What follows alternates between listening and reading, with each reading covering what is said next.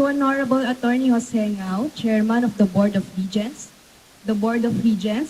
PLM Administration and Faculty, distinguished guests, parents, and most of all, to the PLM Class of 2023, isang matagumpay na araw sa inyong lahat. A century ago, it would not have been possible for a woman like me to be able to stand here and address my fellow graduates, much so receive formal education. Back then, women were deemed to be only fit for housework, and only the elite were considered deserving of a formal education.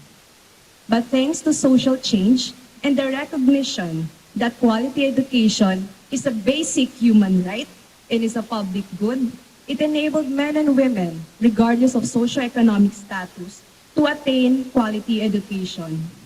Pursuant to its commitment as the premier People's University, PLM strives in providing quality education to the poor yet deserving students of Manila, who in return will contribute to nation building. And here we are today. The impact of education to society is manifold. It is the foundation of social equity.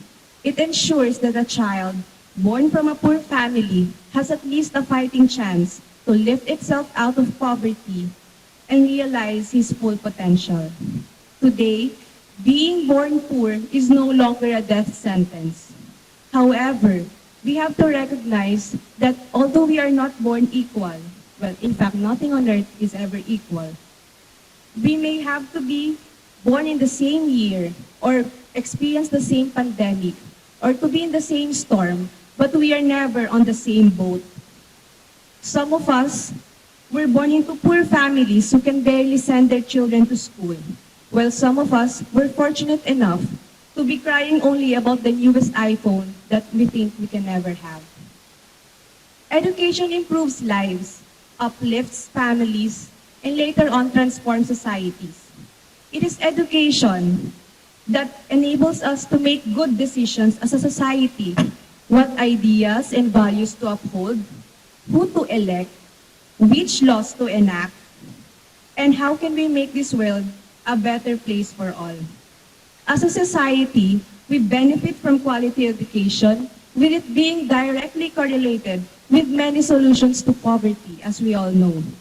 Economic growth, reduced income inequality, reduced infant and maternal mortality, reduced stunting, reduced vulnerability of our communities to HIV and AIDS, and reduced violence at home in society. But education does not magically solve all of our problems as a society, and we have to recognize that. Because when we look at it that way, it gives us a myopic view of the ills, its causes, and cure. Without the right opportunity, education is futile. It is a sword whose impact rests on whoever holds it. It can be used as much as it can be misused. It can enlighten as much as it can dim people's perceptions with misinformation. It can unite people as much as it can disconnect. The measure of the real impact of our education is our ability to go down our ivy towers and do the actual work required of transforming society. Ika nga ay touch some grass. My dear fellow graduates, this is our burden.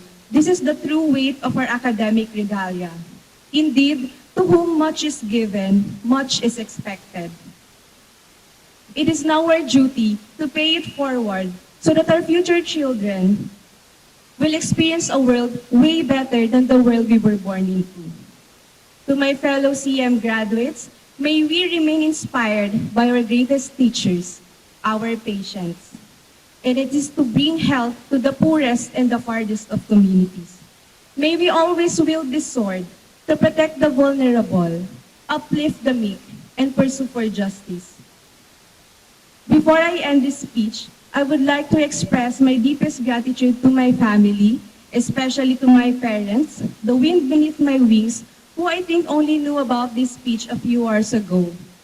To my sources of inspiration, to Rian, to Jones, and Ralph for being with me through thick and thin, to Carla for always being there, to to my batchmates who have shown true grit and dedication, to my professors who have shown both the science and art of medicine, and most importantly to God for planting us here today and allowing us to grow. Before I end this speech, may I share with you an excerpt from a Franciscan blessing which I came across 2 years ago from our ethics class. And I think it encapsulates all of my deepest hopes as we embark on a new journey. May God bless us with anger at injustice, oppression, and exploitation of people, so that we may work for justice, freedom, and peace. And may God bless us with enough foolishness to believe that we can make a difference in this world, so that we can do what others claim cannot be done, and that is to bring justice and kindness to all the children and poor. Again, congratulations to the PLM class of 2023. Serve the people. Mabuhay ang mga scholar para sa bayan. Thank you very much and have a good day.